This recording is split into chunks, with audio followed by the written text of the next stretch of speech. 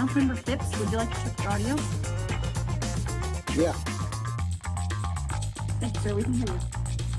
Councilmember Johnson, would you like to check your audio? Yes. Thank you, ma'am. Thank you.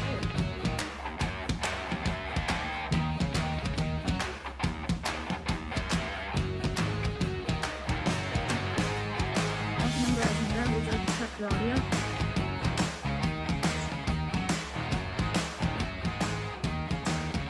One more time, Councilmember.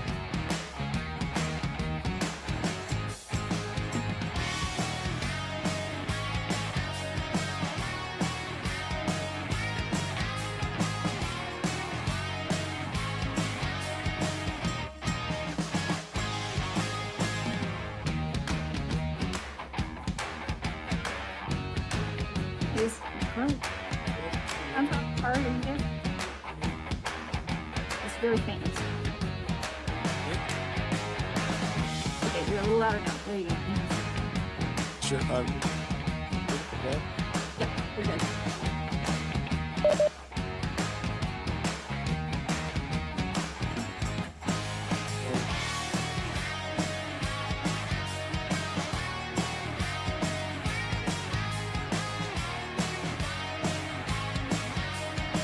I'll be taking that.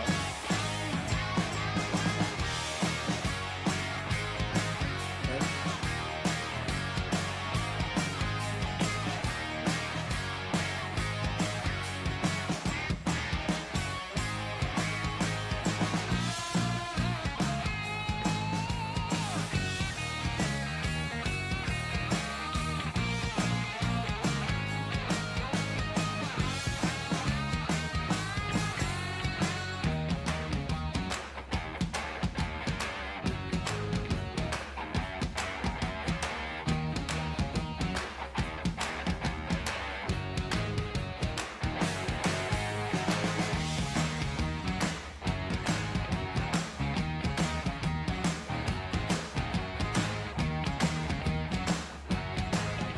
Councilmember Aguilera, do you mind if we check your audio one more time?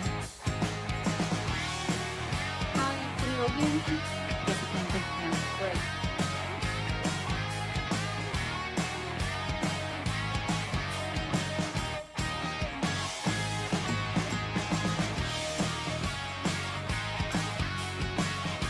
Sounds good.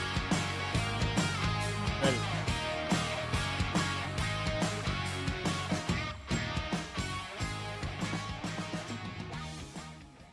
Hello, everyone. Welcome to the December 6th Economic Development Committee meeting. I'm Chair Tariq Bakari, and let's go around. We'll start with in the room, Vice Chair, and go around to the rest of the council members on this committee. Good afternoon, everyone. Malcolm Graham, Vice Chairman. I saw him speaking, so we will hear it. Move on to folks on the Christina Thigpen, virtual side. Deputy Director, Economic Development. Good afternoon, Dimple Anchmira, committee member. Good afternoon, Renee Johnson, committee member. Greg Phipps, committee member.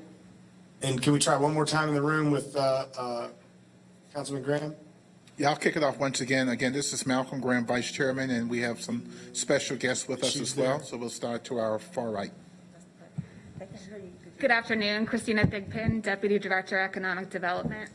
Okay, well, we'll continue to try to get that sorted out. Can anyone in the room hear me? Or can we hear them? Now we can, and that's my apologies. I was here. Go ahead, Mr. Graham. Can you introduce Okay. yourself again? Yes, I'm sorry. For the third time. This is Malcolm Graham, Vice Chairman. Thank you. And then Tracy, would you and everyone else in the room go around? Let's do it this way. Let's do staff. So Tracy Dodson, City Manager's Office. We go Holly. Holly Eskridge, Economic Development. And now we'll do our guest. Christina Thigpen, Deputy Director, Economic Development. Anika Ellis, City of Charlotte, Economic Development. Emmanuel Campbell, CEO of Aspire Community Capital. Taya Bolton, Director of Operations and Events, Aspire Community Capital. Brian Delaney with EO Accelerator. Eric Lewis with NextCLT. And Donata Jackson, Office of Constituent Services. Great. If I'd have known Brian Delaney was going to be there in person, I'd try to stop by. It's my bad. So with that, I'm going to just tee this up and then hand it over to Tracy. The tee up is very simple. On the economic development front, and particularly in the post-COVID recovery period that we're looking to kind of try to structure and move forward, small business is critical. It is probably the gasoline by which our recovery of this car we are headed down the road on will either succeed or fail. So what we're doing there, both in the existing programs that we have, as well as new initiatives, is going to be so critical. So Tracy and staff are going to take us through, I believe, an overview of kind of where we are, what we're doing. But I also believe we're going to have a little bit of a conversation within this committee so that we can give staff some thoughts we have on what more could we or should we be doing on this front, of which they can take that away and in the next meeting come back to us with their more tangible thoughts on what's doable, particularly given the fact that I believe we have somewhere around $16 million of federal relief money, and there is a large chunk of that we still need to figure out how to program. So we're going to talk about that as well as talk about a Charlotte hires update. And if I missed anything, please let me know. Otherwise, Tracy, I'll hand it to you. I think you covered it all. Before I hand it to Holly, just wanted to kind of reiterate a little bit what Councilmember Bakari said, which was we really wanted to take an assessment of what we're supporting out in the ecosystem, how you all think it's going, where you see opportunities, where you see gaps, anything like that. And then in addition, Holly and her team have done a lot of work surveying small businesses over the past month or two to determine, kind of get, just a good grasp on where things stand right now. We can always say we think we know, but we need to hear, and we need to hear from you all as well in this. And so, Holly, I will turn it over to you and then let you go from there.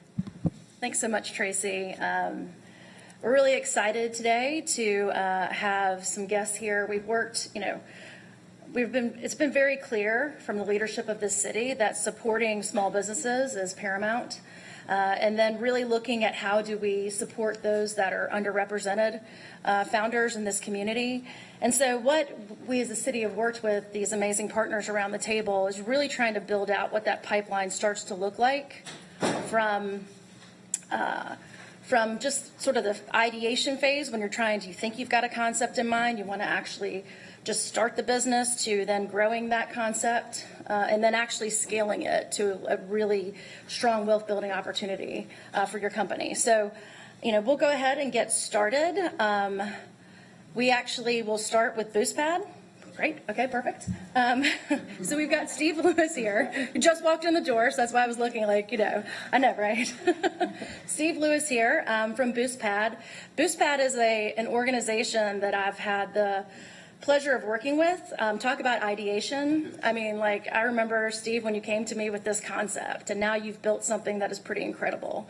And so we're really, really pleased to be partnering with you guys. And the format, just to let you all know, is a 5-minute pitch from the organization and then 5 minutes of Q&A. So, Steve, I will turn it over to you.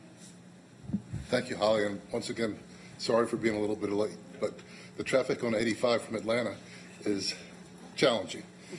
With me today is my co-executive director, Joan Randall, and we wouldn't be where we are today without her. So Thank you. Today I want to focus on, why, what, how with the BoostPad. So why? So I have spent the last 35 years here in Charlotte. The majority of that time was spent working down the street at the green bank that became the blue bank, that became the yellow and red bank on the investment banking floor. And I knew nothing about what was going on in the entrepreneurial world here. And I think that that's one of the challenges that many of those that are in big corporate world face, is they don't know what's going on. And so when I left in 2008-9, I got to meet people like Emmanuel and Holly and began to really get a feel of what was going on. And I attended something called Startup Weekend at Johnson C. Smith, which was transformational for me. The idea that you could go into a room with 60 people, split into teams, come up with a business idea, and at the end of the weekend walk away with a business plan was just transformational. Now, also at that weekend, I had 2 girls on my team from Catawba College up at Salisbury. These were really talented, gifted scholarship athletes, and their dream when they left college was to open a t-shirt shop. Now, hear me, there's nothing wrong with a t-shirt shop, but there was so much more potential in these 2 young ladies than that t-shirt shop. And so that was a piece of it. The other piece, when we got to working on our business plan, these 2 ladies opened up their laptops and they had never seen an Excel spreadsheet. Now, this idea of starting a business and being under-resourced really resonated with me. We then moved forward. We have the Keith Lamont Scott shootings here, this imbalance. That's where the BoostPad came from. So we'll jump into it now. I don't know who has the click. Next slide. So here's our team. Joan and I are the 2 executive directors. Charles Kearse is our pastorpreneur. As we have worked through the entrepreneurs that we're trying to reach, what we found, particularly coming out of COVID, is that many of our focus entrepreneurs are retreated to their faith communities. And so having someone that is a pastor, and Joan is also a pastor on our team, gives us a chance to really reach that community in a new and different way. And then Emily is an intern from Chapel Hill.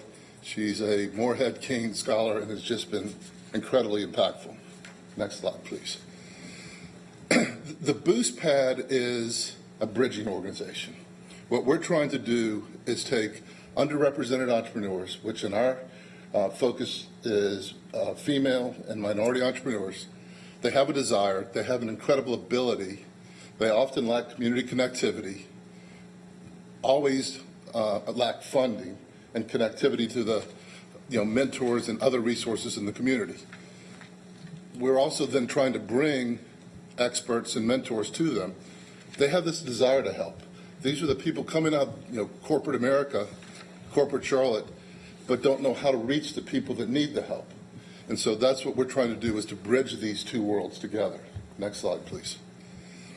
So we have 2 different pieces of our platform. We have a digital platform which gave us the ability to scale during the pandemic, but we also then have a cohort program. And we've just finished our 3rd cohort and are planning to start our 4th cohort in February of the coming year. So individuals can apply online. We select those that are the most promising to be in the cohort. We are going to be able to give the others access to the digital network probably starting in January. And then we connect them with individuals in the community that will be their mentors. We teach, we also are part of the CLIMB program, which is the Moore and Van Allen Legal Initiative, so we can provide legal services and other programs like that. Next slide, please. So what are we trying to address? The need for financial capital, the desire for social capital, and connecting these individuals to the resources that they need. So what do we provide? What is different about what we're doing? So we've worked closely with Self-Help Credit Union, and we've created something that we call our minority banking package, which gives them access as they graduate to a line of credit. We connect them to mentors and subject matter experts, and we have people like Joan and Charles that are our entrepreneurs in residence. And then we've also got this marketplace of local, small, minority-owned businesses that want to work with them, that are providing the professional services that they need to launch their business. And we created this double bottom line impact, ultimately, where we're launching minority businesses by hiring minority-owned businesses to impact them. Next slide, please. There are 5 verticals that we focus on: Main Street businesses, construction, high growth, high tech, supplier diversity and logistics, and food tech and innovation. And many of these, we're looking to connect these individuals not only with their trade and what they want to do, but then also resources in the community that they might not otherwise have access to. And with the digital platform, we have the ability to provide training and then also a pipeline, a direct connection to those resources. They might be, in the city's website. They might be at Johnson C. Smith. They might be at the North Carolina Research Campus up in Kannapolis. But it's all of those things that we can do to really make the ecosystem that we're trying to build work for our focus entrepreneurs. Next slide, please. So Holly said I had to tell you what we've been able to do. So we're a young organization, and so I've put the aspirational goals by the end of year 2. So we want to impact 125 entrepreneurs. Probably half of that will go through our cohort program. The other half will be on the digital platform. We have a financial literacy model that is part of what we're working with self-help on, and we want 75 of the 125 to complete our 16-week program. We expect that 60% or more will be women, 85% or more will be minorities, and that at the end of year 2, we will have helped start 40 businesses and aspirationally form 250 jobs. Next slide, please. This is just a view of what the digital platform looks like. And the beauty of it is that if there were, within the city or the county or corporate America, programs that needed to have a place to start from, to have their curriculum and their connectivity, we can take this onto the platform and create what we call playbooks. So this is just one example. If you can go to the next slide, please. The other thing that we think that is so important is access to social capital. And so you see some of the people in this room could be on this is like a LinkedIn on steroids, but it's specific to the entrepreneurial community and specifically focused on investors and individuals that want to support these types of businesses. Next slide. I think there may be one more. That's us. And hopefully I got it done in 5 minutes. Very good. So I think that is an excellent overview and sets the tone very well for how we want to innovate and be in the grassroots of helping all kinds of different flavors and angles of these small businesses. So Tracy, do you want to have everyone go through and then have comments, questions from the committee, or do you want to do that after each one? So I think it would be good if there's any specific questions or clarification questions to get those out, but otherwise let's let if there's not, then let's let everybody talk so we can kind of. So we'll just, after each one, specific clarifications or things, and then we'll holistically address everything at the end of a strategy. So does anyone have any? Okay, great. Go ahead then, Tracy. All right, so our next speaker is Aspire Community Capital. Manuel, I think you're one of the first people I met when I started working with entrepreneurs at the city. And this was also a concept, so it's been a long relationship between the two of us, and this is incredible. I remember when this was an idea that you had and you started building this out, and to see the work that you've been able to accomplish and knowing that we were able to financially support you has been incredible. So I will turn it over to you, you all to tie us with Manuel as well. Thank you. And let me first and foremost extend my gratitude to this committee, Chairman Picari, Vice Chair Graham for having us today. I'm just really excited as a Charlotte native to see just the impact that we're now having in this small business ecosystem. And I'm moved by having my peers here in this room and having this lively conversation about what can we do transformative to really have an impact in the small business ecosystem and make Charlotte kind of one of the destinations for small businesses as well as entrepreneurs. But just as importantly, how do we cultivate and groom our own organically small businesses and entrepreneurs? So again, my name is Emmanuel Campbell, and I'm the CEO of Aspire Community Capital, and I have my colleague. What time is it? Afternoon, I think. Good afternoon, everyone. I am Taya Bolton. I am the Director of Operations and Events for Aspire, and I'm really happy to be here with you. And so our mission at Aspire is to radically transform lives and communities through small business ownership.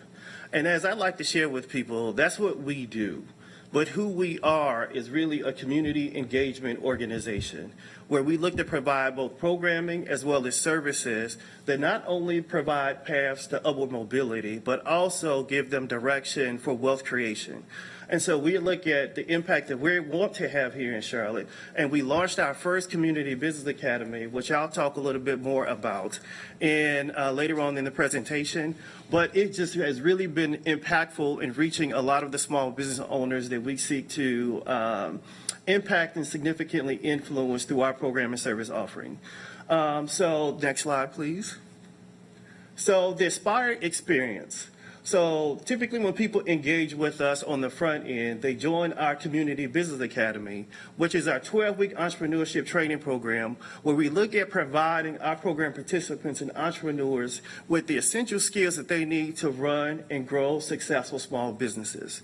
And we really want to have not only provide them with the business acumen that they need to build and run small businesses, but we want them to be impactful as well in the community. And so once our participants complete our Community Business Academy, they then move into and graduate into our Business Accelerator services.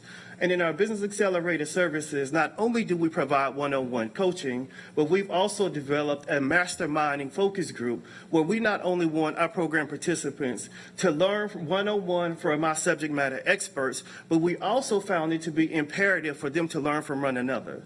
And so we provide the one-on-one coaching for our program participants, as well as group dynamics where they can learn from one another through our mastermind groups.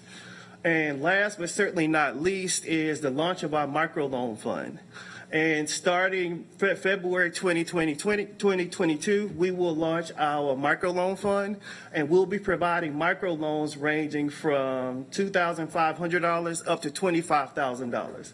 And so there's this continuum of program offering that we look to provide our program participants, whereas not only do we want to be a convener of amazing minds and small business owners, but we want to provide them with the coaching, the training, as well as the access to capital resources that we know are imperative to small business success.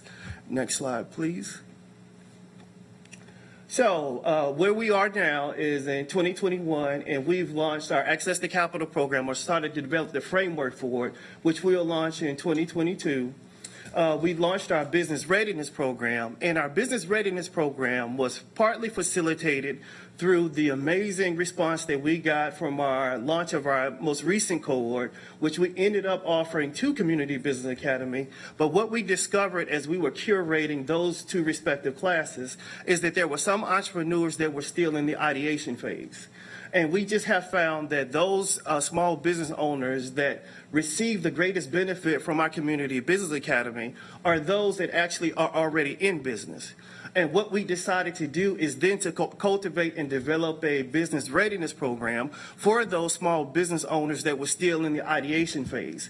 And so we walked them through in the business readiness program the various aspects of what it means to be in business, both understanding the mindset that's required, as well as the cultivation of the resources, as well as understanding from a business model canvas perspective exactly what is needed to build and further develop their small business. And we launched that in this fall, and we're really excited about the impact that it's having. We're also looking at securing office space before the end of the year. And in 2022, I think will be very exciting for us, because one of the things that we're looking forward to is becoming certified as a community development financial institution. We're really excited about that opportunity, and what that will do is give us additional bandwidth, not only with respect to the programs that we offer, but also the access to capital resources that we can provide. We will be launching a Spanish-based Community Business Academy to reach, again, a broader community of small business owners here in Charlotte. And we want to expand our services even beyond the scope of Mecklenburg County moving forward.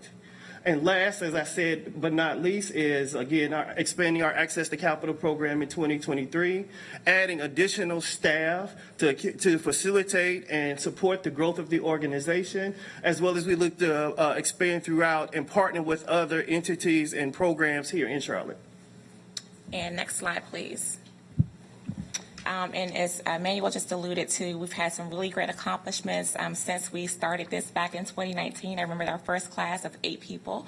And we have now kind of ventured into our 5th Community Business Academy cohort with 2 different classes, one provided on Tuesdays and one provided on Saturdays. Their last session of their 12 weeks actually happens this week, so we'll be ready to celebrate them in January of next year as we move them through what we used to call a graduation, but now will become a rites of passage into the next level of their programming. Aspire exists really to make sure that we stay in their lives of the entrepreneurs throughout their journey of being a business owner. So we don't want to just give them a little technical assistance and drop them off like we have seen other programs do. We want to continue to be advocates for them and really continue to build them up across all of the programming. We're really proud that because of our ability to grow, we've been able to have now over 50 graduates go through the CBA program and fully graduate. And with the 2 classes that are ending now, that number should reach about 70 to 75. There also is a 65% transition or conversion into that next phase that Emmanuel mentioned, where the masterminding and the coaching happens, which is our BAS, or Business Accelerator Services Program. And that's really where we go from group programming into one-on-one coaching and digging deep into what is it that you want to accomplish within your business. And we have a approach of giving them 3 milestones that we take them through to make sure, and it could be marketing, finding space, building a team, whatever that might be. We focus on 3 different badges that we go through with them in their 90 days in that next program. The next area that I wanted to make sure we highlighted today was just our ability to collaborate with community partners. Even in this room, we're collaborating with NextCLCT and we're collaborating with Anika with AMPUP Charlotte. We understand that collaboration is more important than competition every single day. And we want to make sure that we are reaching the depths as far as we can to help as many people transform from where they are to where it is they desire to be. Our business readiness program, we launched that, as Emmanuel mentioned, this fall because of the overwhelming response with a huge collaboration we had with both Goodwill and Lowe's. And we were in the media and we had over 90 people apply for the CBA, which we can only accept 21 or so into each of the classes. And we did not want them to wait until 2022 to get engaged with us. So we developed a full program in 30 days. And we're really proud of that. And so the CBA started in September. We launched the business readiness program in October, and we're already, pivoting and understanding what we need to do differently, elongating those classes a little bit more so that they will have even more value in 2022 and beyond. And then we, of course, doubled the number of CBA sessions from 1 per semester to 2 per semester, starting with the fall 2021. Next slide, please. And in this last slide, I really wanted to give you all an idea of not only who some of our partners and funders are, but how we work with each of them to give you also ideas on how we might be able to collaborate. So for the library, they were actually our very first partner where we were able to have our in-person sessions for the Community Business Academy. They today provide us with computers for those who have, who need additional technical assistance and do not have a computer at home to go through the program. So the library partners with us for computers. They have in the past also been a funder. And Livian is an amazing resource for us. They have pipelined some of their folks who are in their housing program into the CBA, and we are actually going to be moving potentially into one of their partner spaces at the beginning of 2022 so that we can serve even more of their population over in the Arbor Glen community. Freedom Communities off of Tuckasegee is an amazing partner. They allow our program participants to come into that space on Saturdays. Again, if they don't have a dedicated space to do their classes, they can come into that space, use the computers, use the Wi-Fi, and receive additional support within there. So I wanted to just kind of give you all an overview of how we partner, how we collaborate, and we're just excited to be able to continue to build with each of you. And that's our final slide. Great. Are there any specific questions? I have one. So where do you get your funds for the microloans and grants? How's that accumulated? So we have been very active, and first and foremost, let me say, Vice Chair Graham, I appreciate that question because that has been a tall order for us. We have been engaging with various financial institutions and tapping into CRA credits that the financial institutions need to activate.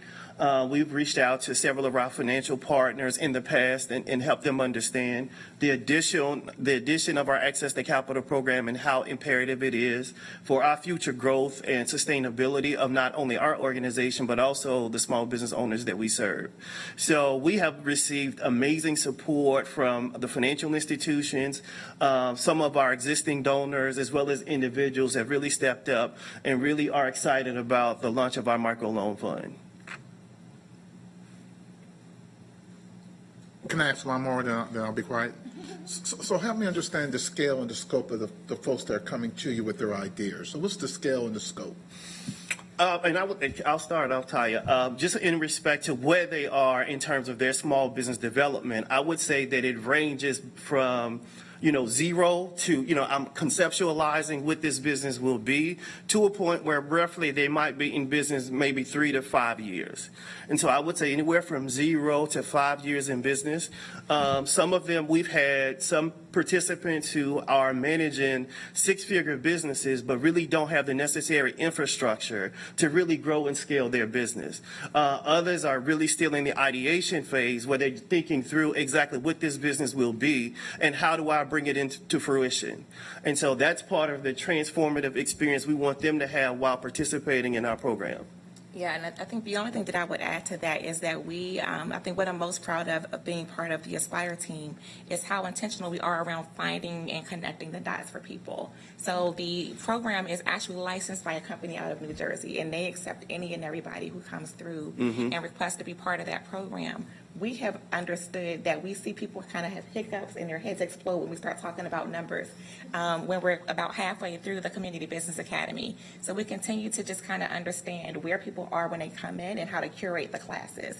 So when we see a lot of people who are in the ideation phase, we start developing other workshops and other programs like the Business Readiness Program, like the We Mean Business Do You workshop that we teach to better prepare them to go through the CBA with more strength and power because they better understand their idea and their financials and who their target markets are. The Aspire team is also really intentional about hiring entrepreneurs so we can give them real life experience. So we've got a blended team of both those who have not been in business and those who've been in business for more than a decade.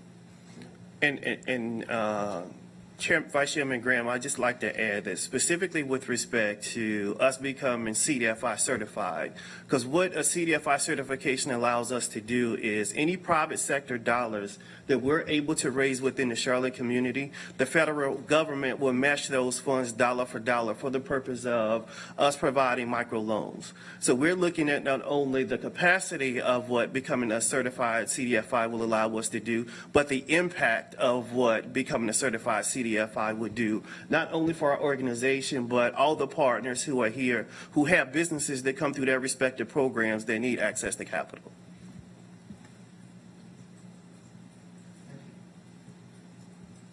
Any other questions?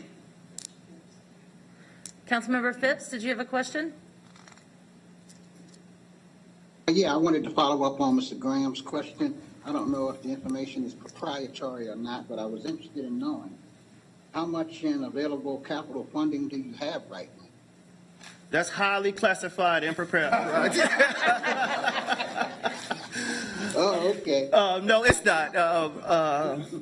Councilman Phillips, I appreciate the question. So we roughly have we're looking at launching initially with $75,000 to $125,000 of capital. Again, we'll be looking at providing microloans ranging from $2,500 to $25,000 to initially start off. And I'll talk a little bit about how we partner, because we're talking about a lot about partnering with a lot of the entities that are present, even in this room. So one of the things that we found to be of significant importance with respect to business success is the program participants as well as the entrepreneurs having some level of technical assistance. So one of the things that we wanted to make sure that anyone who applies for our microloan program has received is technical assistance from one of these three organizations that's present in this room. And so not only are we looking at them coming through the Aspire pipeline and allowing that to be a pipeline of businesses that will look at funding, but anyone who participates in the BoostPad or AMPUP Charlotte or NextCLT and they receive technical assistance through those respective programs, they will also qualify for our microloan funds. So we want to be intentional and inclusive in the way that we're allocating the funds, but we also want to ensure that we're providing these small business owners with the necessary training that they need so that they know what to do with the funds once they receive them. Great, yeah. My next question I have is I attended a virtual graduation about, I don't know, a month or so ago. Chairman Bakari was a featured speaker, and it was a graduation exercise. Is this, were y'all a part of that or what? Unfortunately, I don't think we got that invitation, Councilman Phillips, and I'll blame Chairman Bakari for us not getting such an invitation. But that was AMPUP. Oh, okay. Yeah.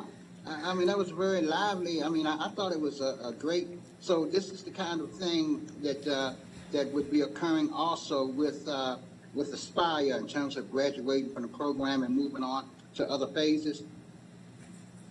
Go ahead, Tom. I'm sorry, I was going to say, Councilman Phipps, we would be happy to invite you all to our, again, we don't call it a graduation anymore because we learned that when we do that, they think that it's the end and they don't want to move into the next program. So it's now a rites of passage into the next level of whatever they're moving from. So the business readiness program will graduate or move into the CBA. The people from the CBA will move into the BAS. People from the BAS will move into access to capital. We would be happy to invite you all to that ceremony when we have the date confirmed in January or February. Thank you.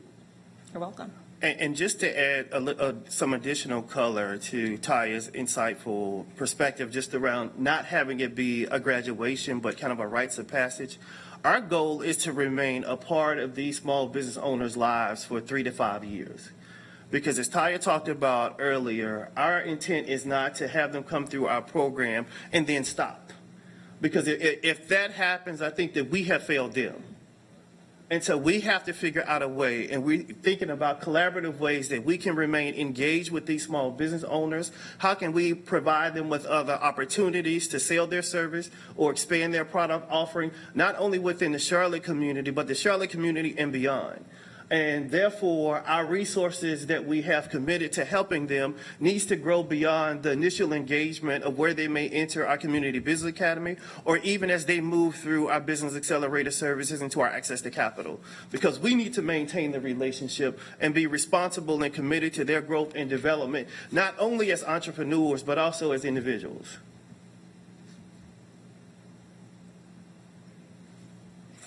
Any other questions, Councilmember Phipps? Thank you for those great responses. Thank you. Does anybody else have any other questions before we move on to AMPUP? Okay, with that, Anika, it's all yours. Alrighty. So I will keep it going with AMPUP Charlotte. Thank you, everybody, for being here. I just want to echo everybody's excitement to be here. So, okay, we can go to the next slide.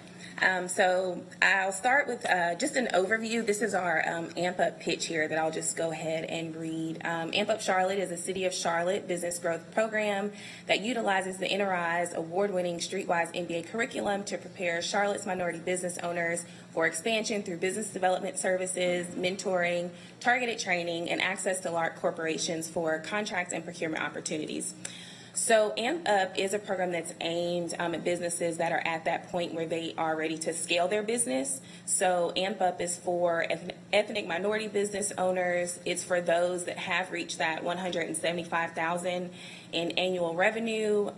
We do ask that the business owner has one other employee besides themselves, so at least 2 employees. and then also that they have been in business at least 2 years. And we've also listed here our corporate partners. So with each cohort of AMPUP, we have, a different corporate partner that we engage with, and their role in AMPUP is really to solicit the businesses that we get into the program during recruitment, and really to connect those participants with contracting opportunities. So throughout the cohort, usually the partner will have, 2 seminars or events where they can really engage with the participants in the program, learn more about their organizations, and connect the dots where they can with contracting opportunities. Go to the next slide.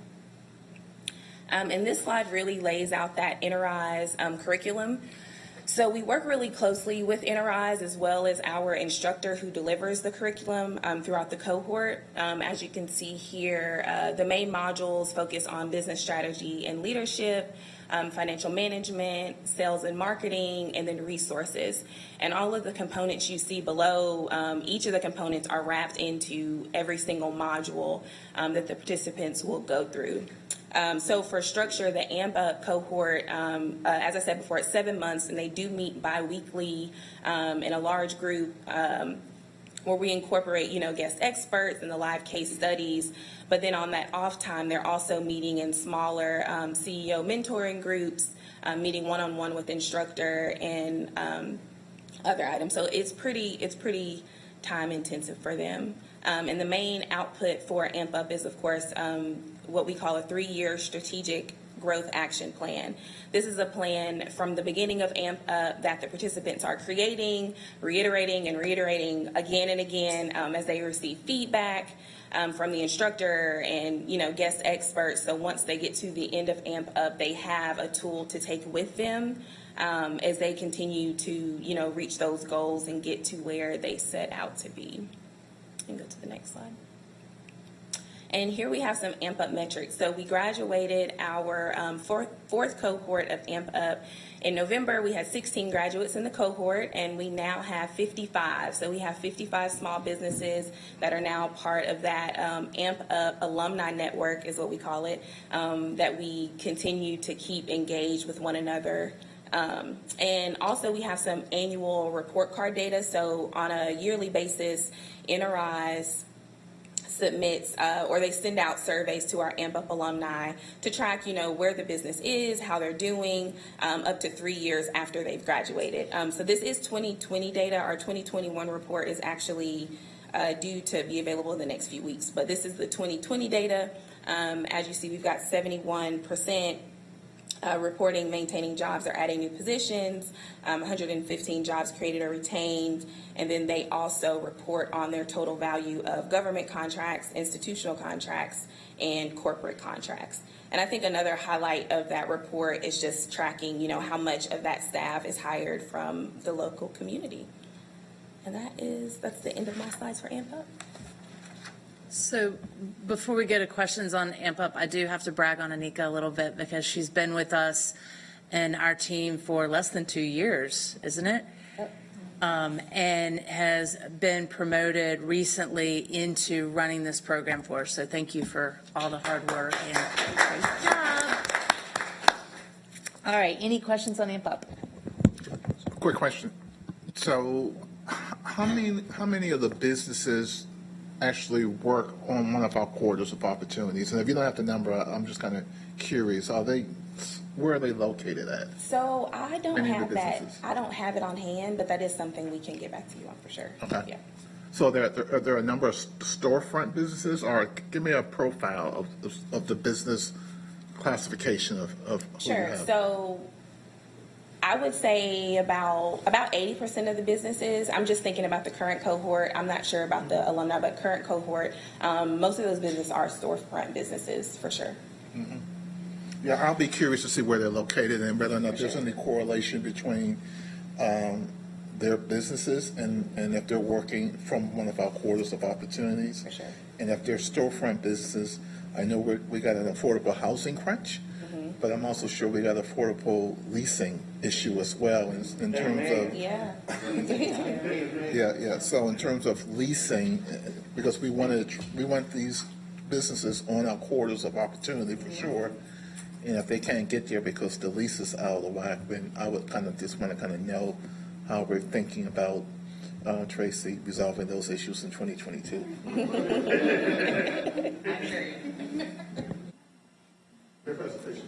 Thank you. Anybody else questions for AMPUP? Okay, not hearing any. Brian, I'm going to turn it over to you. For those of you who don't know me, my name is Brian Delaney. I'm Charlotte area native, UNC Charlotte grad, longtime Hornets and Panthers fan. My household drinks a little too much Cheerwine and Sundrop, so needless to say, I'm about as committed to Charlotte as you can get. Early career, worked in tech for the DoD, came back to Charlotte, started a tech innovation consultancy called ScaleUp in 2005.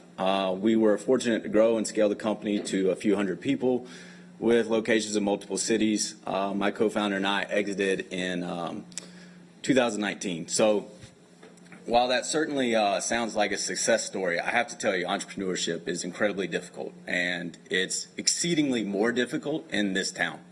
Charlotte is very corporate, and it doesn't traditionally show a love for entrepreneurs. Fortunately, as I was growing my business, I found the Charlotte chapter of EO. And for those of you who don't know, EO is a global organization whose members are made up of the key shareholders of companies that do over $1 million in revenue. We have a chapter here in Charlotte. It's over 100 members. So when I connected with these folks, I finally found my peer group, my tribe, if you will. And one of the ways they structure things is they break you up into small groups that meet monthly. They call them forums, usually 7 to 10 members. And it was really, you go into those forums and you share, like, you see your friends out in the community and all the good stuff, right? But you take the stuff in there that you don't share with most people because they can understand it because they're going through the same thing. And in my forum, we had a black guy in there, we had an Indian guy, a guy born in Ecuador, a Jewish guy, a couple women, and a smattering of white guys. And it's really there where I begin to truly appreciate the true business value of diversity. So month after month, I would bring my business challenges to this group, and I would hear such a diverse range of perspectives and opinions. And I had no option but to be a better businessman. Through these very perspectives, I was able to go back to my office with more of an open mind. And, if you're going to run a innovation tech consultancy, you got to be open-minded, right? So this helped me evolve. And that's really where we started to scale as a company. Now, was that the reason? I'm not saying that, but it really helped open up my perspective. So it certainly made me grow as a leader and become a better human. So when I heard about the Upward Mobility Report here in Charlotte, my hometown's ranked 50 out of 50, I felt compelled to take action, but I didn't know how because that's such a broad challenge, and I have a narrow skill set. But I realized that my talents lie in knowing how to grow and scale businesses, and I have a bunch of friends that have that same skill set. So, as we thought about that, it really drove home the fact that one of the great creators of wealth our economy has to provide is private enterprise. And I have a group of folks that know how to do that. So that's what helped us launch EO Accelerator. So if you want to go to the next slide, I'll dive into that. So the EO Accelerator program finds, focuses, and forms entrepreneurs who are driven to take their companies to the next level. We teach entrepreneurs how to move from working in their business to working on their business. We understand the Charlotte climate and the pressure points, and we hold each other accountable for achieving those goals, persevering and paying it forward. So again, up here, you guys are probably reading through the bullet points, but we set up 4 quarterly learning. Actually, I'll go on to the next slide for that, if you can jump over. Yeah, so how we run this, we set up the 4 quarterly learning days, and this is set up classroom-style environment. So 6 to 8 hours a day, we're going to focus on finance, strategy, execution, and culture.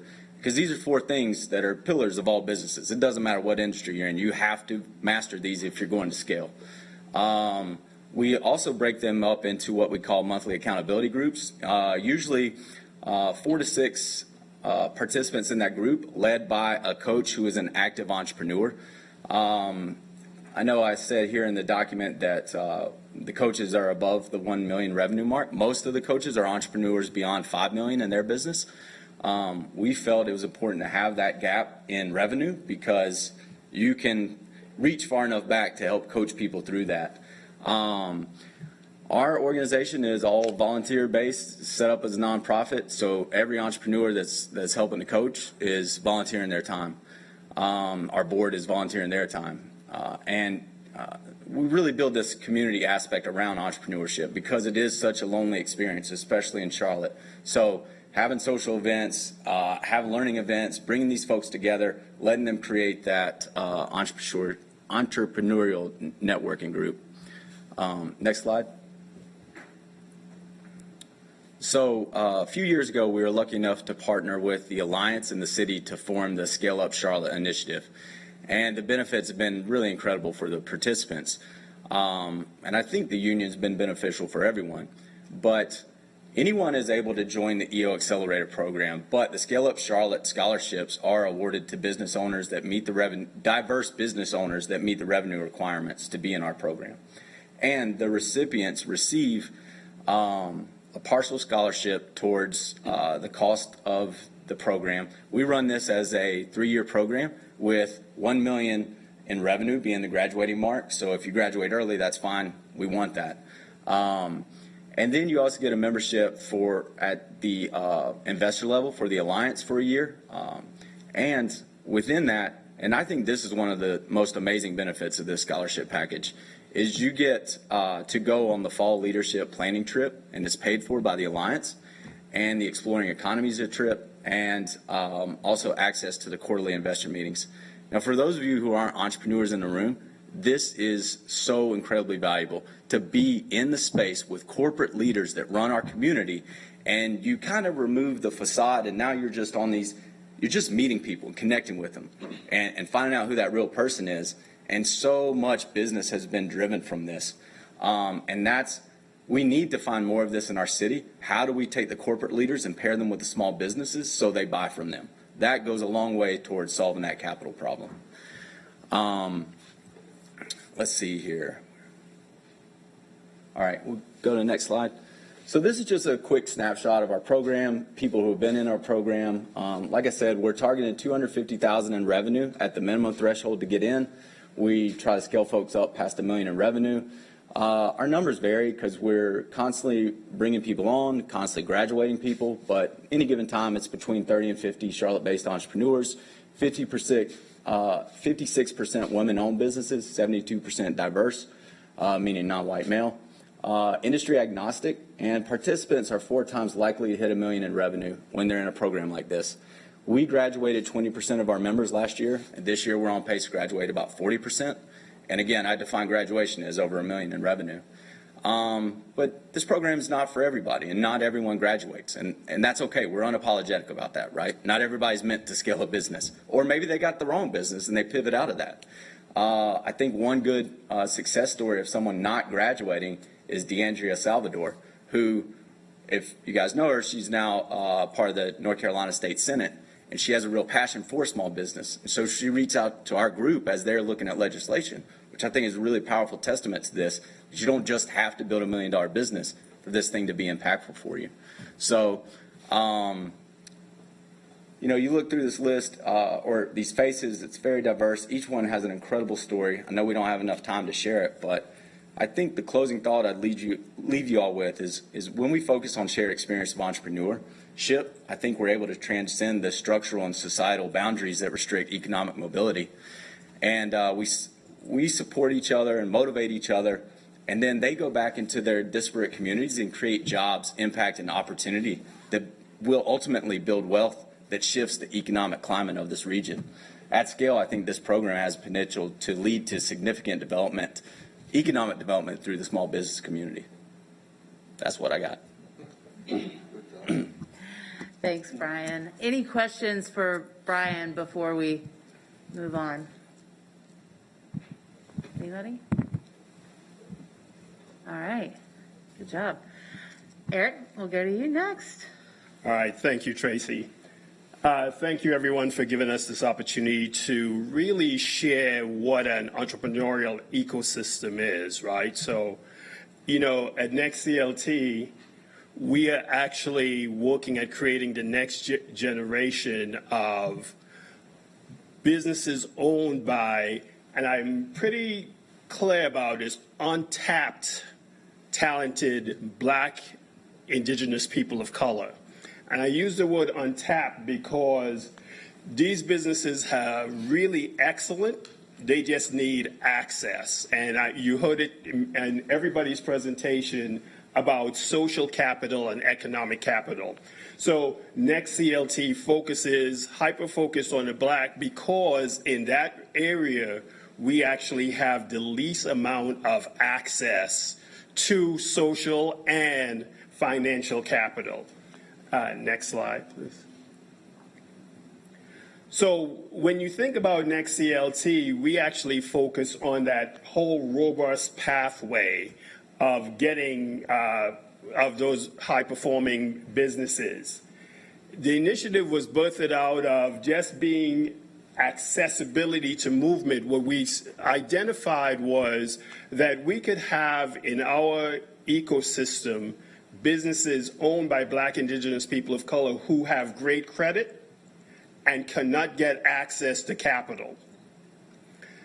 And so in that space, we've actually worked with the banks and the financial institution to try and work with getting credit. I'll tell you a story about one we've actually helped with. We have this credit enhancement vehicle that we actually got them access to credit because they were scaling but could have lost their business because of cash flow, right? And so a business could be growing and have great contracts, but if the cash flow is not correct, they could actually fail. And so we've actually helped in that space. The goal for Charlotte, Brian alluded to this, is Charlotte is a great city, but for entrepreneurs, it's not a city that actually focuses on entrepreneurs. We focus on banking, even though manufacturing is also high and entrepreneurship is high and tech is high as well. So our goal is to provide the wraparound services for those businesses so that they can actually grow and scale. Next slide, please. So how do we provide that? Leadership education. So entrepreneurs, we help our entrepreneurs learn to be CEOs of large businesses versus small businesses. We actually change the narrative. We don't even use the word small business because once you start using certain terms, you put people in a less than space and the thinking is different. So education is where we actually focus, and we have a 6-month of immersive learning that we take them through with business models. With the first session is thinking and being a leader, right? And how you create that thought. Market development, ensuring that their businesses have access to large enterprise contracts. So one of the things is when you look at supply diversity for entrepreneurs of color, we have to fill out more forms than anybody else to really get access to, contracts. And so our goal is to get straight to the leadership of organizations. We had a great meeting actually with Truist where on day one, the CEO of Truist actually had Aspire, AMPUP, and NextCLT in the room to help us with getting access to the leaders who will actually directly provide access to meaningful contracts and relationships, right? We made sure actually in that space, I heard Emmanuel and Ty talk about collaboration. In that meeting, AMPUP wasn't in the first iteration of our meetings. Aspire and NextCLT made sure that AMPUP was part of that meeting because we look at ourselves as an ecosystem. Because just like you travel through the education system, kindergarten through middle school, through high school, through college, we want to make sure that we have this ecosystem to build a strong ecosystem for Charlotte so that we can move forward. Everyone spoke about access to capital, and that's one of the key things that is holding back Black, Indigenous people of color. Next slide, please. So when you look at NextCLT, a powerful combination of leadership training, concierge approach to being hands-on. We actually look at our businesses as family. Cohort 1 is tied to Cohort 2, tied to Cohort 3. And so when we actually took businesses to Truist, we had just 2 cohorts in our portfolio at the time, but we had members from Cohort 1 and Cohort 2 get access to meeting with Truist. Working with developed companies, we work with companies who are actually at 250,000 plus and at 3 years in business. However, when we get a company who comes in who is not eligible for our program, we make sure we do a direct handoff referral by calling either Anika, Tyre, and saying, here's a company that can actually use your services. And so we actually look at it as giving a warm handoff versus just saying, hey, go to this company. We've actually spent time recently as an ecosystem making sure that all of us are together. And in our current program, we have AMPUP graduates, we have Aspire graduates who are actually building and growing. So that's part of our relationship. Next slide. So when you think of impact, we look at impact more from the vantage point of some people shared jobs, etc. When you look at, Brandon Gynecology Associates, a healthcare organization, she was able to start hiring new nurses in her business after going through NextCLT's program. Also was able to start thinking differently about her accounts receivables and how do you, if you were the practitioner and that's her expertise being gynecology, she didn't need to be the person who's working on getting the accounts receivable. And we taught her how to do that and how to scale and develop. So her business increased significantly by that. Your doctor. After going through our program, actually, this is a person who had a cash flow issue. We actually got him access to credit, $50,000 in credit, after he tried several times to get credit. We actually even helped him change banks so that he could get to the bank that was giving him the access to credit, right? He got access to a new line of credit, bought a building, and actually created space for his facility for his equipment. And he also got 4 new contracts as well.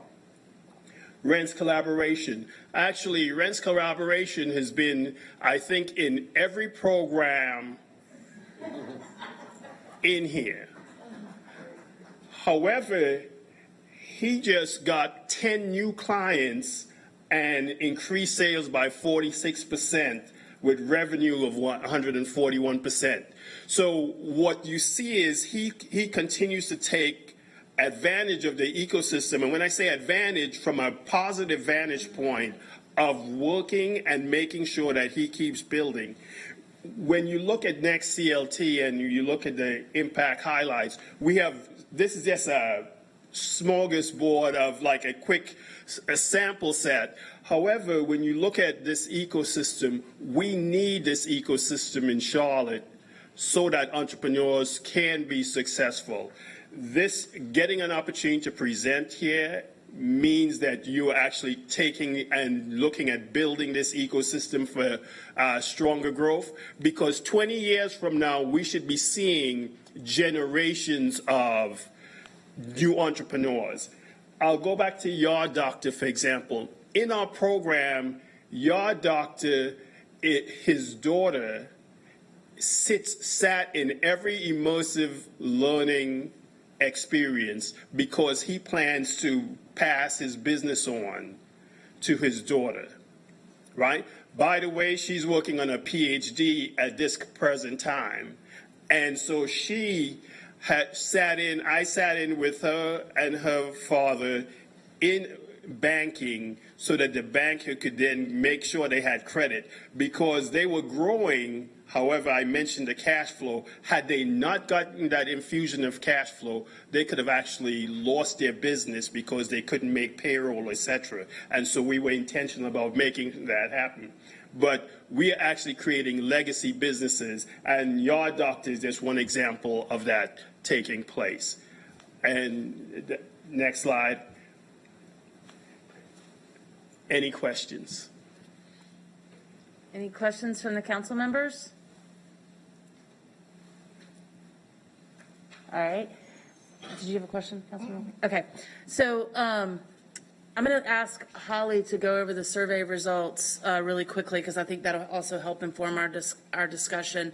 But before I do that, I just want to thank all of you for what you do in our community. And it was just so great to hear the stories. I want to hear more stories from the individual companies. I often ask Holly, like, what's going on? Who are the companies that are in AMPUP and things like that? And it really will be something that when we look back decades from now, we can see where there was impact on it. And so just personally, thank you all very much for what you do and the time that you dedicate to this. Holly, let's go to the small business survey, and then we'll go to discussion. Absolutely. I want to say one thing about Ren's collaborative architecture. Yes, you're correct. He's been in everything. But the thing that he does as well is he shows up, and he is now giving back. So I think that's what we're also building out here through all of these different programs. Okay, yes. So we did a small business survey. And next slide. We had 255 small businesses participate. The purpose of the survey really was just to check in, see where things are, what are the needs, what are the biggest challenges, just to kind of figure out where we need to go moving forward. 69% of those that were surveyed are MWSVEs. You can see the data there. This is very similar to our small business grant programs in that, 71% are considered micro businesses. I was really pleased to see the years in business. I think the diversity is definitely there as far as companies actually that have been in the market for a while as well. Next slide. Next slide. There you go. So then we looked at the top 3 challenges that these businesses face due to the pandemic. And obviously access to capital is one of them.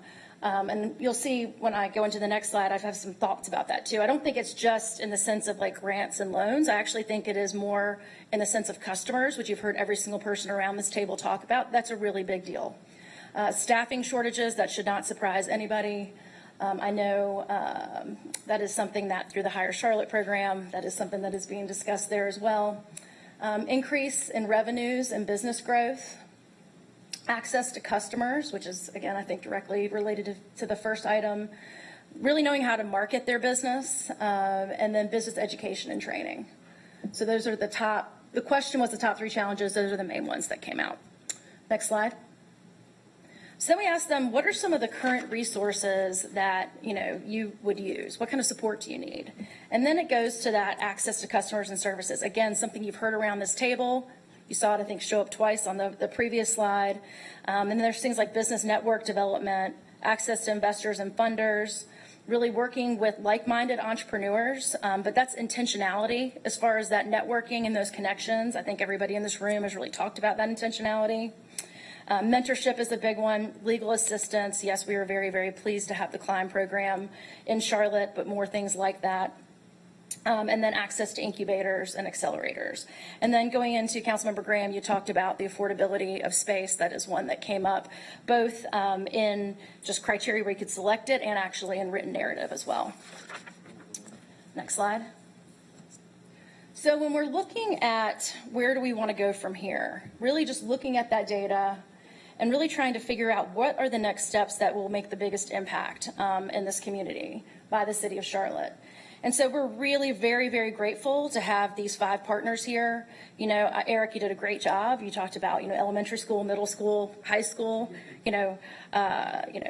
college. I think that's sort of what we're trying to build out here as far as from the stages of the business development. And so what we see as the city of Charlotte is, and we've talked with our partners around this table as well, is really trying to, how do we develop, I know I'm going to the 3rd bullet point here, but how do we market this? When I talk to other cities or other organizations like the Annie Casey Foundation, where we're in the Southern Cities Economic Inclusion cohort of cities, no one is doing this. No one is being intentional like this. I mean, AMPUP, I'm talking about the city program itself, just to let you all know the investment that you have made.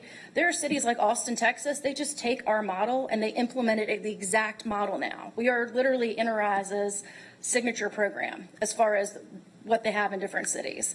And so really everything around here, though, that we're talking about, those are all signature programs. And the fact that we are trying to be intentional about building this out so that someone who is an underrepresented founder knows where to start and what they have access to is incredible. So we really want to be able to brand that, market it, have it live on Open for Business, but absolutely connect into these different organizations that are present here. We want to continue to do financial assistance, provide that, whether it's AMPUP that we run in-house or it's supporting these fabulous partners and others around the table. That is critically important. And then really making sure it's what you talked about. You know, we use Ren's Collaboratives as the example, but how do we take it so that you've got somebody who goes through Aspire or BoostPad, you know, and then we get them into AMPUP, and then we get them into NextCLT and ScaleUp CLT. Like, how do we literally, are we intentional about making sure that those small businesses have that continuous support that you all were talking about through not just your own independent organizations, but through our whole entire pipeline that we're working together to develop. And then we would like to look at, you know, these survey results and really start to assess what partnerships exist in the community that can start addressing those, or there are different strategies that we can start implementing that really start looking at pathways to addressing those. And then the last thing is we are looking at a future AMPUP expansion. The program is incredibly successful. And Nico, you're doing an awesome job. And so when we look at it, you know, some interest that I've heard is, do we do one, Councilmember Graham, in the corridors of opportunity so that we actually are targeting specifically in those different corridors?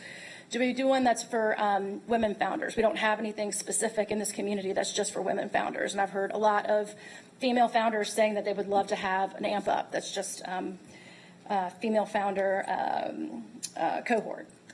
So that's where we are with next steps, and I will turn it over for any kind of discussion and feedback. Great. Well, first of all, that was a lot of information, a lot of our great partners from around the community here. First and foremost, we appreciate you guys more than you know, and there are even many others doing great work like you are that aren't in the room today. So I think we all give you a tip of the cap and a round of applause for everything you're doing. It's so important. So what I wanted to do now was just have a little roundtable discussion of these committee members here, and kind of, one, if you have reactions to what you've seen, you know, we'd love to hear those and thoughts. But what I really want to do is kind of just brainstorm out what are some things that we should be doing, given kind of here's a snapshot of where we are in where the puck is going to be, where we need to go. And I'll start us off, and then I'd love it to just us to go around and staff to take some notes, because the output of today should hopefully be, we've just gotten a great showcase and update on what our community partners and our staff are doing. Now, what do we do next? And where do we go from here?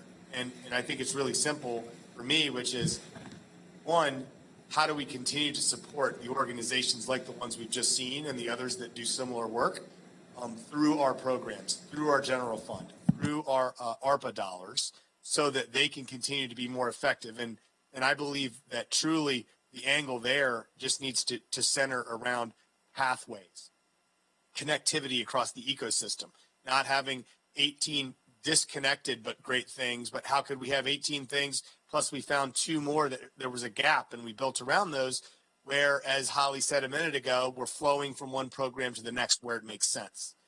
So I think a broader kind of ecosystem-wide inventory that we also then find unique ways to support financially, but in many other ways as well. So that's one. I think my number 2 is both for those programs, but then more specifically in what we saw in that small business survey, and what we definitely know is the number one thing in a lot of these small businesses' mind is, hey, help me get the word out that I exist, right? People would come and shop locally, you know, if they knew that I had this thing here, and they could support local and get a great product. And it's just a matter of many don't know. I know a smart gentleman at one point said, revenue is the greatest form of capital. He's in the room in there.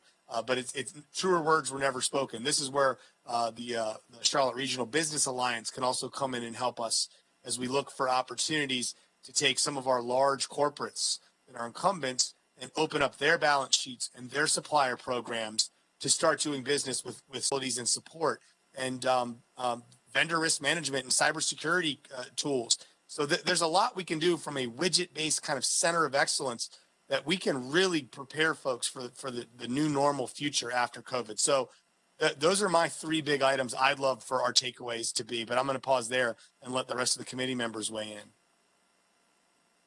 in. I'll jump in if I can, Mr. Chairman. Yes, please. Thank you. Thank you, and also I want to thank you for your leadership on the committee relating to small business. You do some good work. As he smiles. My background is in small business development. I'm not sure a lot of people know that. I served for 10 years as the executive director for the Carolinas Minority Supplier Development Council, and we match major corporations throughout the Carolinas with small and minority firms, and I did that for 10 years and also served as vice president for minority business development at Bank of America when the bank was going through all the building boom, the identifying small and minority contractors for the IJL building, the 525 building, Gateway Village, the corporate center. And so I do have a passion for small business owners and the work that they do and those who are in the field doing the work. So I want to thank everybody around the dais who's been really supportive of working with our small business owners throughout the city. I think the chairman is right. I think we really, really need to create an environment in Charlotte. Yes, we're going to do the team with Atrium and create this new hospital network in Charlotte. Yes, we're a banking town.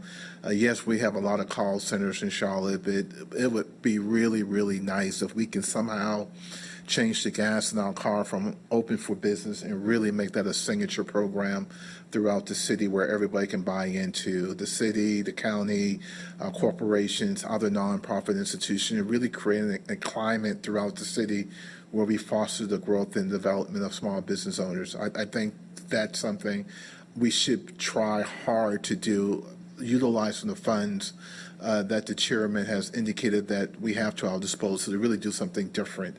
I don't know what that looks like, Mr. Chairman or Tracy, but I think that as our city grows and we pivot and evolve, I think part of what we have to do is find a way to really engage assertively and aggressively with entrepreneurs in the community. That's the first thing. Secondly, I would love to kind of have it done on the corridors, right? Where, for an example, Beatties Fort Road is what I do, right? So I would love to see professional services, accounting, CPA firms, doctor's office, other retail individuals go to these corridors, whether it's Beatties Fort Road or Freedom Drive or North Tryon Street. Again, the barrier to entry for a lot of these folks is just the rent. As these communities are growing and changing, the rent's increasing. Tracy, I don't know how we tackle that, but certainly if the chairman mentioned the ARCO money, that may be a way. I don't know. I'm just kind of speaking out loud in terms of us as a group to begin to think seriously about that. So notwithstanding all the other businesses that we're talking about, I think that there can be a focus on professional service as well. I mean, getting those guys geared up and ready to move forward because they can go in these corridors where a lot of our communities are seeking services that they're just not on the corridors, right? And so we can find a way to induce or incentivize some of these professional services on corridors that need that type of service. I think it's a win-win for everyone. So that's another one. Lastly, going back to the corporate MWBE relationships, if we can, we had one of the best programs in the country when I ran it, and I'm telling my age. For 10 years running, we spent the most dollars our corporations did with small and minority-owned firms than any other chapter in the country. There's 45 other chapters. I think we challenge our corporations, right, to get back to where we were 10, 15 years ago, where there was a really high premium for them engaging with and doing business with people in their backyard, right here. And a lot of them with small female-owned businesses, minority-owned businesses. They were really instrumental in literally pitting people in business who had those business acumen. I think that's really, really important. So I don't know what the Alliance really do anymore.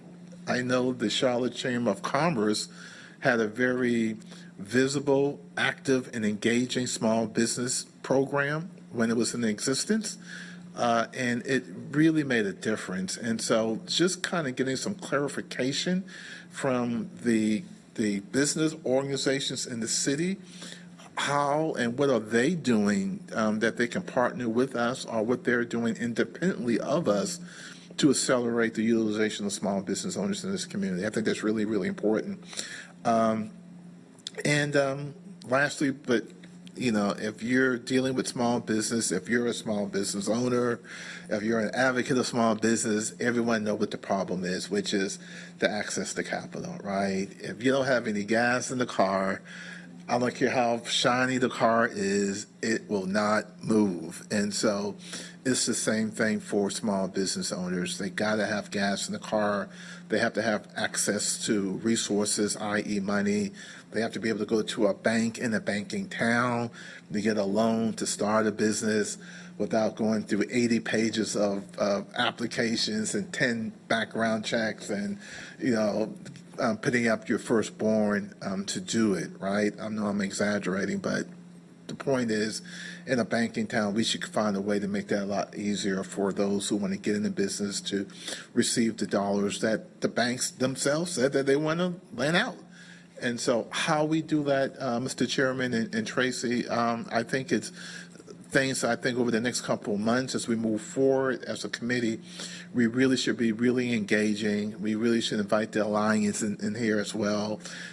We really, sometime early in the first quarter, Mr. Chairman, I would love to get, and this is great having people in the room for the first time in years, right?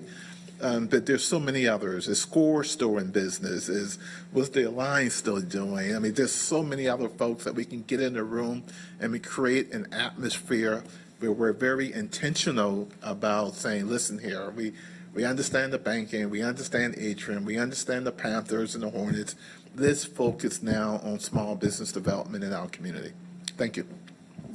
Yeah, it's well said. I agree with all of that. And I feel like we're accomplishing the initial goal, which is just to get some buzz and excitement around this topic and get staff rolling on some ideas. And then there's just going to be a lot more work, a lot more groups we need to collaborate with this point going forward. Councilwoman Johnson, I see you raised your hand there.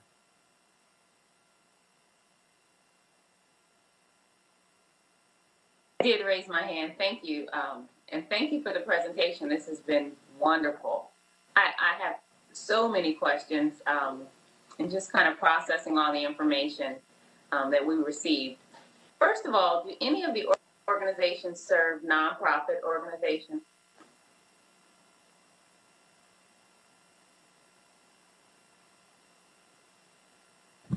I think her question is, do they they assist nonprofit organizations? Yeah, ours does. Nonprofit founders, and I'm familiar with different programs. But when nonprofit organizations reach out to these programs, sometimes the funding or assistance is not available for nonprofits. So, do any of the organizations serve nonprofit organizations? The EO Accelerator does. NextCLT does not. We are actually a nonprofit ourselves, so we actually work with for-profit organizations so that we can help support them and build their revenue. And Aspire Community Capital does not. And the BoostPad does not either. And AMPUP Charlotte does not.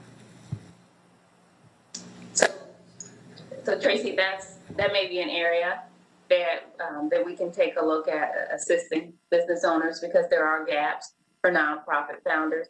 Secondly,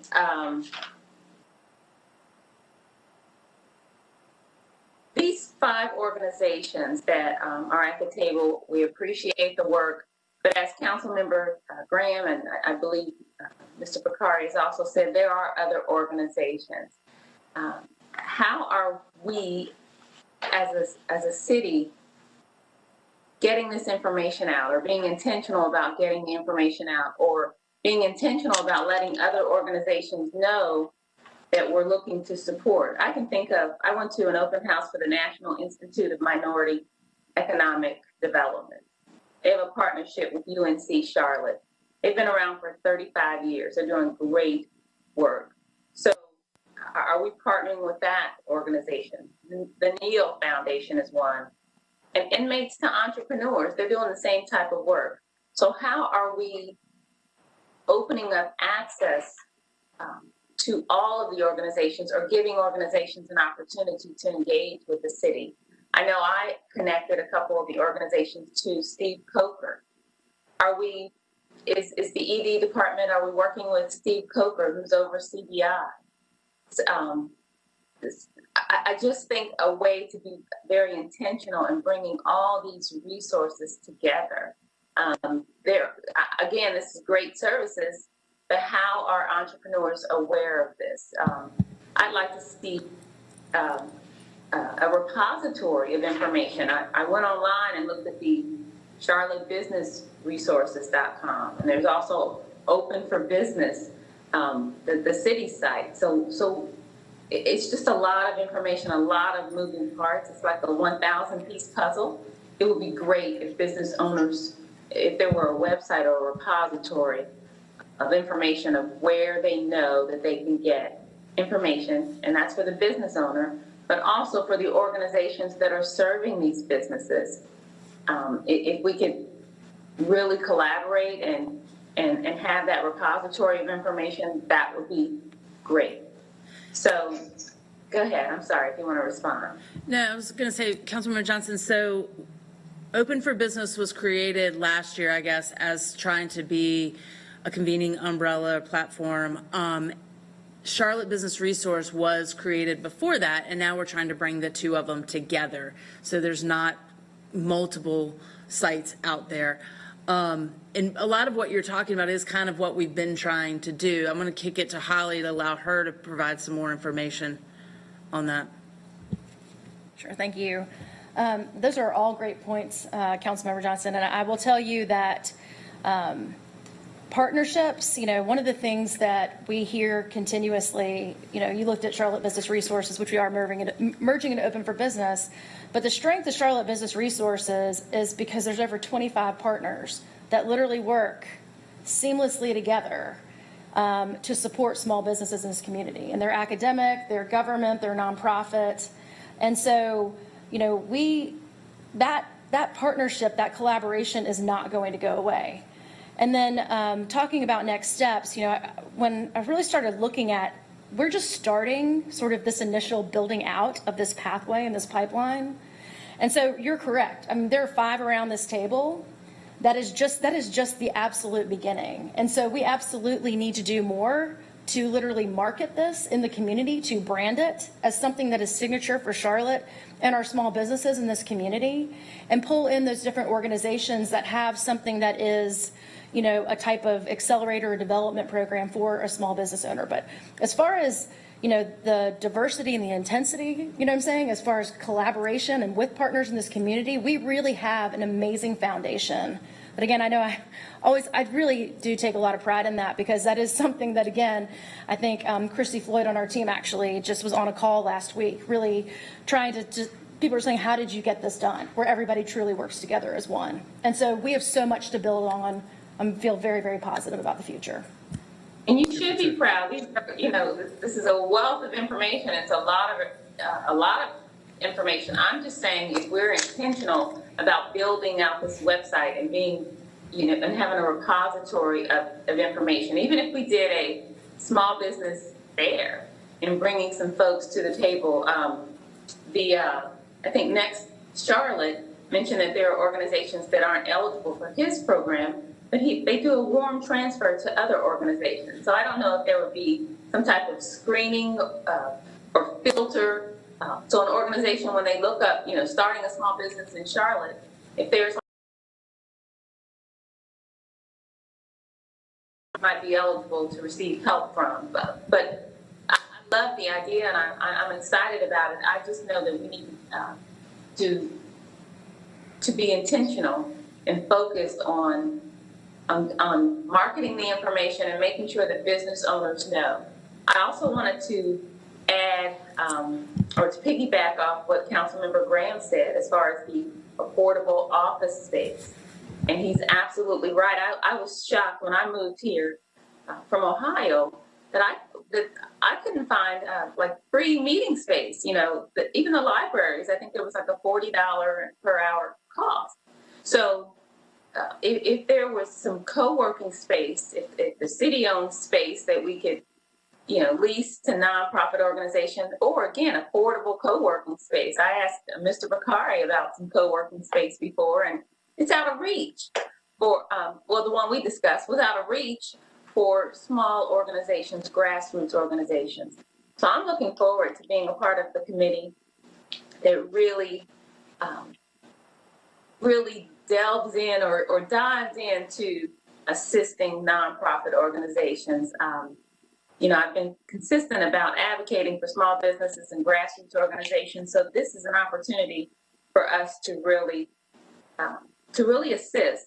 When Councilmember Graham talked about incentives for corridors, that not only is that an opportunity for us to provide services for residents on the corridors, it's an opportunity to start to bridge this wealth gap. If we can assist small businesses to have office space, you know, that gives them a chance to, you know, to earn some money and build wealth. If there's some type of incentive that we could do for having offices in those areas that truly need it, I think it's a win-win opportunity. So again, I'm looking forward to it, but I know there's a need for nonprofit organizations, services, and I think that's all I have for now. Thank you. Thank you, Councilwoman. So we're running way past time, but I don't, like, this is really good input and I don't want to miss it. Ms. Dotson, perhaps you can wrap us on that other item and just tell us what we were going to talk about. And then if any of the people who didn't get to ask questions want to continue to do that, they can, and others who need to drop can. Yeah, thanks, Councilmember Bakari. I know we lost Councilmember Graham just a few minutes ago as well. The only two other things that we have, I was going to let Christina have 1 minute on Hire Charlotte. And then the other thing was the workforce and the 2022 committee schedule should have gone out to you. The one thing that I will note, and I'm looking at Donata to keep me honest on here, is March 7th is the day we're scheduled to have a meeting. That's the day before the primaries, is it not? I think it is. If that's the case, then I would advocate that we probably move that one. Yeah, I agree. Okay. So we'll look at alternative dates for you on that. Christina, you're up. Thanks all. Well, I just wanted to remind everyone that our Hire Charlotte initiative is focused on identifying both the desired future state for Charlotte-Mecklenburg's employment ecosystem, along with a framework for how we're going to get to that desired future state. And so to get to the broadest sense of perspectives of members of the employment ecosystem, we've launched a survey within the community. And the survey results will really help inform us on where the biggest opportunities and unmet needs lie within the employment ecosystem. And that will help us focus our efforts so that we can become even more effective in creating and filling good jobs. So the survey is live at hirecltmec.com through December 12th. And we're trying to get as much participation as possible to understand our unmet needs both today and tomorrow. So everyone's input will be critical as we build the framework to identify our desired future state for Charlotte-Mecklenburg's employment ecosystem. So we just encourage you to share this website. The survey's there. We want it to be as inclusive as possible and really good participation, so that will inform our framework. So I'll just add to that really quickly. You saw in Holly's survey results, access to labor was an issue that was called out. And so when we put this survey out, we don't want to just have big businesses. We want to make sure that small businesses are represented in this as well. So please, if you guys have contacts, send it out because we do want to make sure that we're hearing from everybody. Okay, I know that Councilmember Bakari had to drop. We've lost both the chair and the vice chair. But it was a really good conversation today. Do we have any other comments or anything else before we hop off? I would say something, Tracy. Oh, sorry. Go ahead. Did I jump there? No, go Sorry. ahead. Go ahead. No, you're fine. Just as someone who's been in this city for 15 plus years as an entrepreneur, I'm excited the fact that we're here, we're having this conversation, that you guys are thinking about this, but to make this entrepreneurial dish, we have a ton of the ingredients in this city already, but no one has owned pulling them together. If the city can be that connective thread, that would be great. But a lot of us entrepreneurs have said in meetings over the years, and hey, we're going to support entrepreneurs, and then it goes away. And start and stop, right? Maybe we sit down and we map out a 20-year vision or strategy for entrepreneurs and small business. That's something I've never seen in the city. But that's just, everybody's mind and heart seems to be in the right place. So how do we bring it together, and how do we maintain momentum over the long haul is the question I have. And one thing I'll just say really quickly to that is, we launched Hire Charlotte earlier this year, and it was kind of the same thing. We found that there's a lot of people in this ecosystem of creating jobs and growing jobs, from workforce development to business recruitment and all that. But it's like, how do we know that we're preparing ourselves for the right jobs in this city, that we're training for the right jobs, that we're recruiting the right jobs, all of that kind of stuff. There's a lot of people in the ecosystem that are working with good intentions. But are we all aligned? And so this conversation, while we're here today, is that as we're talking with this committee, it's like small business is a piece of Hire Charlotte, but it's a different perspective. And so what are we doing to convene the small business ecosystem? It also was part of a conversation that I had with Councilmember Bakari, where he was like, we need a Center for Excellence. And I was like, but do we? How do we know that that's what we need? And so really trying to understand, there's a lot of great work that's happening in this ecosystem. How do we bring it all together, identify any gaps, or create alignment moving forward for the next 20 years? Tracy, it's funny, Brian brought it up and you alluded to it. We actually started convening together so that we can actually start working at what's that strategic initiative so that we can create a full ecosystem. AMPUP, Aspire, and NextCLT were the initial group within that discussion, but we just added the Women's Business Center and EOA so that we can actually start strategically looking at what do we tackle and what do we need to tackle from the vantage point of creating a strong ecosystem for entrepreneurs. I keep saying all entrepreneurs go through the same thing, but entrepreneurs of color have a higher hurdle to move because of just our cultural infrastructure, right? And so we actually are looking at that. We actually talked about doing something in January. It could be, hosted here, et cetera, but I think if we start there, it gives us a runway of what are the priorities for us to look at, creating a strong ecosystem. Because let me say this, there was an ecosystem for people of color in 1929. It went away. We have that push now, and we need to keep that momentum and make it a way of life versus just high profile for a period of time and then it's done. Understood. Right. And I agree, and I think that's why we want to make sure that we have, from a city perspective, make sure that Steve Coker with the Business Inclusion Department is a part of the conversation. So I totally agree and look forward to the conversation. Can we have we need to, I think we all need to get going, Tracy?